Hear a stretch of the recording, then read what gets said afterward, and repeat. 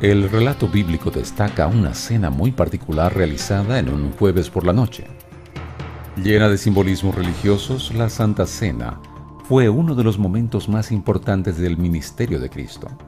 Pero con el establecimiento del cristianismo en el Imperio Romano, uno de los artefactos allí utilizados robó el papel principal de este acontecimiento: el Santo Grial. ¿Qué evidencias comprueban el hallazgo de esta copa? ¿Realmente fue utilizada para recoger la sangre de Cristo en la cruz? ¿Qué poderes milagrosos fueron atribuidos a este cáliz? En búsqueda de respuestas sobre los simbolismos de la Santa Cena, aquí comienza Evidencias.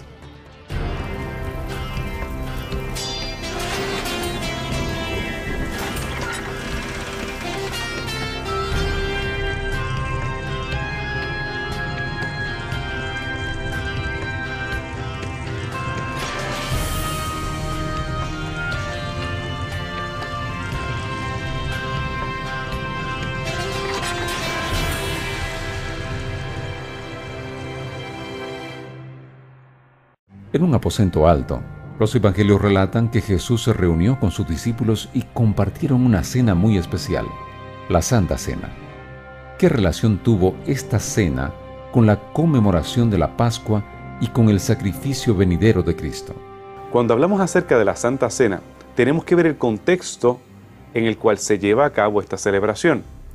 Realmente Jesús quería celebrar Pesaj, Pascua, con los judíos, con sus discípulos. Rememoraba las escenas del Éxodo, cuando en el 1445 a.C., los hebreos que habían sido esclavos por mucho tiempo ya, ahora estaban a punto de ser liberados. Moisés le había dado instrucciones específicas de cómo ellos debían celebrar esta cena tan especial.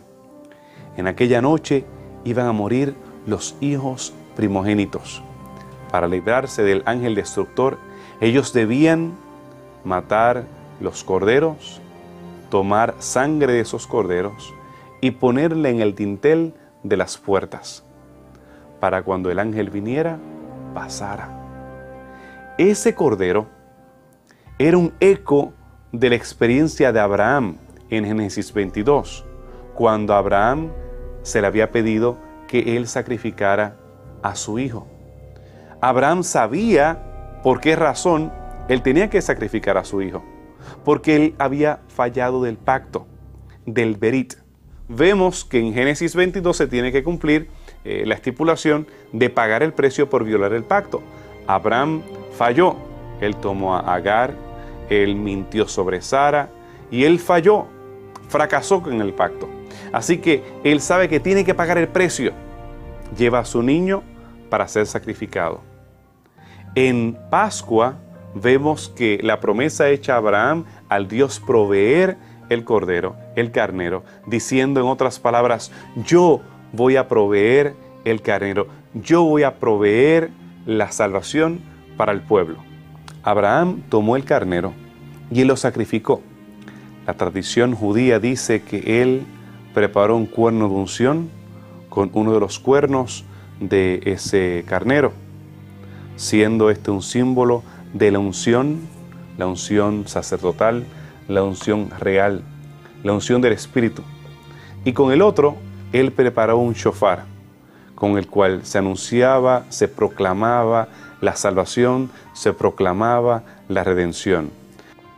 La Pascua que celebró Jesús rememoraba ese pacto de Éxodo cuando salieron de Egipto, que rememoraba la experiencia de Génesis 22 cuando el carnero es ofrecido, que rememoraba el pacto de Génesis 15 que Dios hizo con Abraham, que rememoraba la historia del Edén cuando en Génesis 3:15 es prometido el Mesías, la simiente. Así que ese hilo que une todo el Antiguo Testamento se estaba llevando a cabo con el cumplimiento en ocasión de la Pascua, en ocasión de la muerte de Jesús. Así que el tipo, la sombra que se encuentra en el Antiguo Testamento, se encuentra con el antitipo, con el original, con el cumplimiento en el Nuevo Testamento. A partir de este evento, la cena pascual tomó otra connotación dentro del cristianismo. ¿Qué nuevo significado Jesús le atribuyó a esta ceremonia judía? Jesús tuvo una ceremonia de Sidur, una cena pascual con sus discípulos. Y después de tener esta cena pascual, entonces Él les deja saber a ellos que ahora Él iba a instituir una nueva cena, una experiencia en la cual ellos participarían de su sangre y de su carne. Así que Jesús instituye una nueva ceremonia, un nuevo rito, la Eucaristía, que iba a convertirse en el símbolo de la resurrección, del sacrificio y la resurrección de Jesús y la promesa del regreso del Maestro en la segunda venida. La Santa Cena fue un rito establecido por nuestro Señor Jesucristo. Poco antes de morir, Él se reunió con sus discípulos y era el momento de la Pascua en ese momento, era una ceremonia, un rito judío.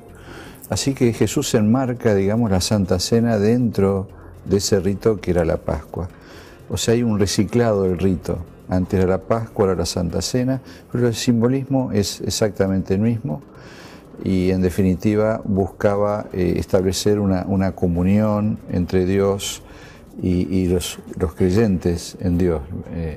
Esa es la base, digamos. Esta celebración de la Santa Cena trascendía el significado político que tal vez los discípulos le tenían a la Pascua.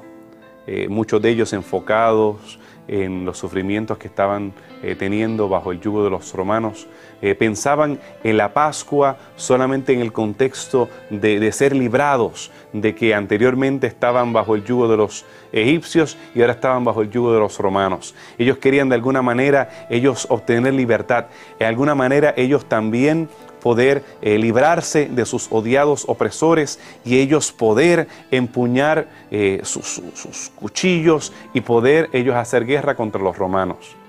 Pero Jesús quería que ellos comprendieran el significado original religioso que tenía la Pascua, que era de redención, que era demostrando que el Mesías iba a ser prometido para redención de los pecados.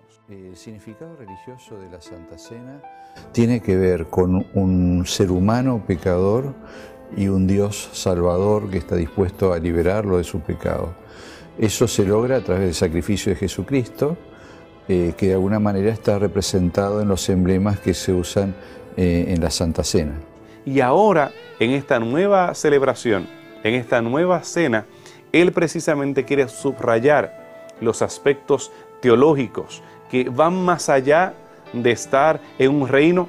Ellos estaban debatiendo entre ellos quién iba a ser el más grande, quién iba a ser el general, quién iba a ser el primer ministro, y estaban luchando para estar cerca de Jesús y poder asegurarse un lugar en el reino. Pero Jesús quiere mover los pensamientos de ellos, sacarlos de esa fijación en lo político y lo temporal y llevarlos a otro significado, un significado espiritual que era el propósito de Él con esta nueva institución de la Santa Cena. Una de las características que tuvo la Santa Cena fue la riqueza en símbolos que representaban el Evangelio y el ministerio de Cristo. ¿Cuáles eran estos emblemas y qué significado tenían? El ritual de la Pascua está lleno de simbología. No se podían quebrar los huesos del animal que había sido sacrificado, había sido degollado. Técnicamente no era un sacrificio en el sentido levítico, ya que este tipo de sacrificio se reservaba para el santuario. Sin embargo, todavía rememoraba toda la experiencia de sacrificar animales por parte de los patriarcas. Esta era la oportunidad del padre de familia o dos familias unirse para así hacerlo. Había que comer del sacrificio, había que comer el animal. Esto también representaba que el sacrificio de Jesús se ingería todo, no se podía desperdiciar nada. También el hecho de que los huesos no iban a ser quebrantados. Vemos que los evangelistas capitalizan sobre eso y ven un eco, el hecho de que los huesos de Jesús no serían quebrados, lo cual era una costumbre bárbara de los romanos para acelerar el proceso de la muerte. Aquellas personas que habían sido crucificadas Todos esos elementos, las hierbas amargas, el estar con sandalias en los pies, el estar listos para salir, todo era parte de los símbolos que cargaban la experiencia del Éxodo y que se transmitían ahora al Éxodo espiritual, como Pablo lo interpreta en la carta a los Corintios, que él le da todo este significado que había sido perdido por los judíos a través de los siglos. Ahora él los retoma y ve cómo Jesús cumple cada uno de esos elementos en su experiencia. Ahora Jesús, en esta nueva Pascua, en esta nueva ceremonia, en esta nueva experiencia, él presenta dos elementos básicos.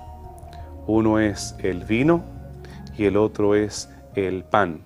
Los emblemas en realidad que se establecieron en esta ceremonia es tanto el pan sin leudar, que también se utilizaba en la Pascua, la levadura dentro de sus aplicaciones, vamos a decir, por ahí representa justamente el efecto del pecado y cómo transforma de una forma negativa a una persona, entonces no tenía que tener levadura y tal como Jesús explica, esto es mi cuerpo que por vosotros es partido, haced esto en memoria de mí.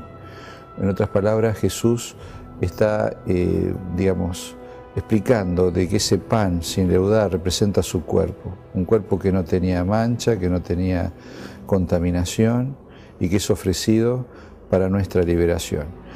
Y por otro lado tenemos el jugo de uva sin fermentar, que representa su sangre. En la palabra de Dios se establece que en la sangre está la vida, dice en Levítico. Así que de alguna manera, cuando Jesús entrega su vida, entrega su sangre por nosotros y está representado en ese jugo de uva que se comparte entre todos aquellos que participan de la ceremonia. Es importante destacar que estos no son los únicos elementos de la experiencia pascual. Jesús, en primer lugar, da un ejemplo de humildad al celebrar el rito de la humildad, el lavamiento de los pies de los discípulos. Esta ceremonia es central para la Eucaristía, para la experiencia de la Santa Cena. Él se humilla ante ellos. Filipenses 2 hace un eco de la humillación de Jesús.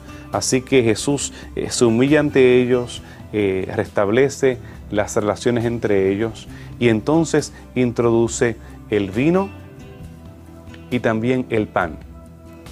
Cuando pensamos en las vasijas del primer siglo, él pudo haber usado una vasija para las hierbas amargas y tal vez para el pan. Él debió haber usado un cántaro para el vino, una ánfora tal vez, que el estilo era diferente. Esta pertenece a la época de bronce tardío, esta es de la época del Éxodo, 1500 años antes de Cristo. Y esta copa es de la época de Abraham, unos 2000 años antes de Cristo.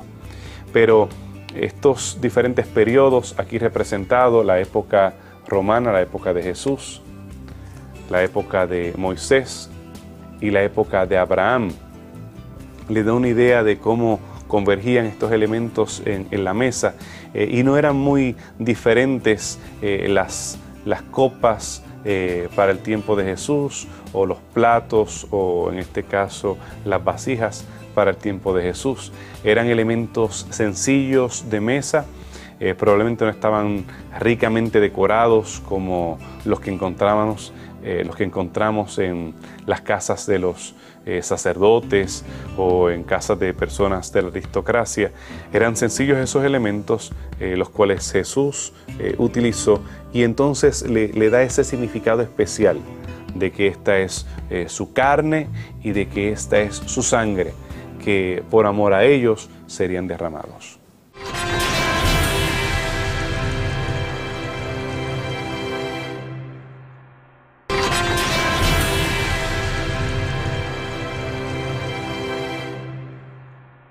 El Santo Grial ya fue tema de mucha discusión entre cristianos y científicos. ¿Qué fue realmente el Santo Grial? ¿Y qué poderes le fueron atribuidos a este cáliz? La copa de Cristo que a diferencia de esta que está bastante cruda, porque es de la época de bronce temprano, tal vez era un poco más fina, como en este caso esta alfarería del primer siglo, pero no tenía mucha diferencia, era sin decorar, bastante sencilla, y se le ha adjudicado un poder especial. Las tradiciones posteriores alegaban que ese santo grial, esa copa donde Jesús había bendecido a los discípulos, él había tomado, tenía algunas características especiales. Otros arguían que el santo grial era otra copa o vasija que fue utilizada en la crucifixión para recoger la sangre de Cristo. Hay una tendencia en el ser humano a venerar las cosas, pero la copa es un instrumento más, así como lo fue las vasijas que se usaron para transformar el agua en vino en las bodas de Caná, o como la barca en la cual Jesús navegó por el mar de Galilea, o como las cestas donde se colocaron los panes y los peces cuando se alimentó a la multitud. O sea, es un instrumento más, no tiene algo en especial. Pero la tradición dice que quedó en manos de José de Arimatea, que allí se conservó algo de la sangre de Jesucristo, y que en aquellos que la tenían y que eran fieles les producía grandes beneficios, como mantener los alimentos o bien producir sanamiento. En algún momento dado las tradiciones convergieron, y entonces la copa que usó Jesús se convirtió en la misma copa o vasija que fue utilizada para la sangre de Jesús. Y durante la época de la Edad Media hubieron muchas tradiciones en relación con los templarios, en relación con otras órdenes católicas. Una de las justificaciones de parte de los cruzados en sus campañas bárbaras en muchas ocasiones, la mayoría de ellas hacia la Tierra Santa, fue tratando de buscar este santo grial. Y esa búsqueda, la cual algunos alegan que llegó a tener frutos en algún momento dado, realmente era una quimera, era más un mito en relación a justificar tal vez la guerra o explotar la religiosidad de algunas personas y su sinceridad para tratar de encontrarlo, y rodearon muchas tradiciones, muchas leyendas de que garantizaba la eternidad, garantizaba poder, era una oportunidad de obtener la vida eterna. Todo eso llenó la imaginación de muchos devotos y peregrinos que fueron al Medio Oriente tratando de encontrar el Santo Grial o poder tener acceso a algunas de las reliquias que tienen que ver con la vida de Jesús. Las tradiciones sobre el Santo Grial fueron las que incentivaron su búsqueda. Pero, ¿existe alguna evidencia de que haya sido encontrado? ¿Sobre qué documentos se fundamentan estas tradiciones sobre la copa de Cristo? La tradición dice, como dijimos antes, que quedó en manos de José de Arimatea y de alguna manera llega a Inglaterra, y entonces hay todo un movimiento y una tradición de que dentro de la corte del rey Arturo se buscó el Santo Grial para justamente obtener los beneficios que este otorgaba, y que finalmente fue encontrado, etcétera. Pero por lo que dicen los historiadores, aparentemente esto deriva en realidad de una tradición celta que fue como cristianizada, se le cambian los actores y se establece toda esta tradición con respecto al Santo Grial. Cristianos de diferentes épocas le dedicaron mucho tiempo y mucha fe al tema del Santo Grial. Sin embargo, hoy son bien pocos son muy pocos los cristianos que le dan valor histórico al Grial. Realmente nunca existió, no tenemos evidencia de que haya existido. Sí, Jesús debió haber utilizado alguna copa en aquella noche, pero no tenemos ninguna razón para creer que esa copa fue preservada ni siquiera. No tenemos razón para creer que esa copa era especial sobre ninguna otra copa anteriormente utilizada por Jesús o utilizada por cualquier otra persona del primer siglo. Pero en realidad, más allá de la tradición, no existe otra cosa, y es natural que en aquellos días, estamos hablando de la Edad Media, donde surgen todas estas creencias, había mucha superstición, Y según algunos historiadores, por ejemplo, en una misma ciudad de Europa uno podía encontrar la suficiente cantidad de astillas de la cruz de Jesús como para construir un barco. O sea, había mucho engaño de por medio, mucha superstición, y eso de tener algo que hubiera asado a Jesús parecía que le daba un toque mágico a aquella persona que lo obtenía, ¿no? Así que no podemos asegurar que esa copa fue preservada a través de los siglos, sino que se descartó. Y hoy muy pocas personas le darían valor histórico a la tradición del Santo Grial o de una copa especial durante la Santa Cena. La Biblia es el primer documento que relata la Santa Cena y que presenta la copa de Cristo. De acuerdo con las Escrituras, ¿qué importancia espiritual tiene la copa y la sangre de Cristo? Lo cierto es que en sí la copa, desde el punto de vista bíblico estoy hablando, no tiene mayor incidencia, simplemente se la menciona al pasar, que se utilizó y nada más. Ahora, con respecto a la sangre de Cristo, o la representación de la sangre de Cristo, en el caso de la Santa Cena a través del jugo, sí, hay mucho significado, tiene una aplicación religiosa, teológica. La sangre emana la vida. La sangre era muy especial en el ritual judío. La sangre era utilizada como un elemento de purificación y como un elemento que ensuciaba.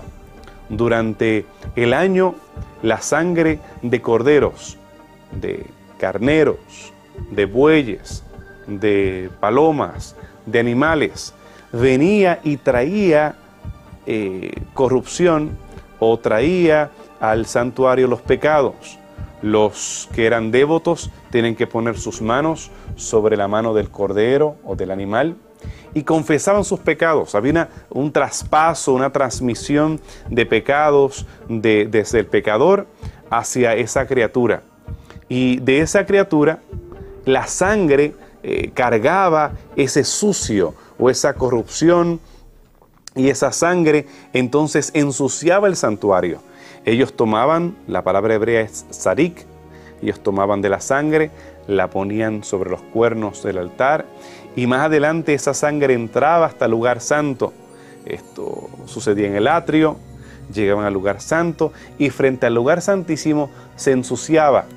Se echaban estas gotas de sangre que ensuciaba el santuario, corrompía el santuario, lo hacía inmundo el santuario hasta cierto punto, porque estaba llevando los pecados al santuario. Es interesante notar que un día al año, en el día de las expiaciones, Yom Kippurim, la sangre entonces tomaba otro significado. Ahora la sangre no corrompía, ahora la sangre no ensuciaba como antes, que era de afuera hacia adentro. Ahora, cuando se dedicaba este carnero, que representaba al ungido, que representaba a Jesús, ahora esta sangre es llevada al lugar santísimo. Y desde el lugar santísimo, esta sangre se convertía en una esponja que comienza a limpiar. Y entonces se limpia el lugar santísimo, sobre el propiciatorio cae la sangre, se limpia el lugar santo, se limpia el atrio, y finalmente es expulsado el pecado fuera del campamento. Así que Jesús tiene en su sangre ambos significados. Antes del Calvario, él carga los pecados, ensucia, es sucio, es considerado pecador. El libro de Isaías, capítulo 53, nos dice que Él fue molido por los pecados. Cargar el pecado de nuestra paz fue sobre Él. Él cargó esos pecados. Y esa sangre, después que corrompió, ahora se convierte en una sangre purificadora. Desde el punto de vista de la Santa Cena propiamente dicho, el apóstol Pablo dice, haciendo referencia al momento en que Jesús da el jugo de la vid, dice: asimismo tomó también la copa después de haber cenado, diciendo: esta copa es el nuevo pacto en mi sangre, haced esto todas las veces que la bebiereis en memoria de mí. Por eso es que la Pascua ahora espiritual es tan importante, porque la aplicación era una aplicación constante, según como el día de la expiación anteriormente, una vez al año, era aplicado. Ahora la Pascua, que ocurría más frecuentemente en la Santa Cena, ahora los cristianos reciben esa purificación, esa santificación a través de participar de la sangre, el símbolo que allí se consumía, la sangre de Cristo, y ellos podían ser purificados gracias a la sangre que había sido derramada finalmente por ellos. O sea, como que Jesús implanta esta ceremonia y establece estos emblemas para que recordemos su sacrificio, para que recordemos que Él murió por nosotros y lo que eso representa en el plan de salvación que Dios tiene para la raza humana.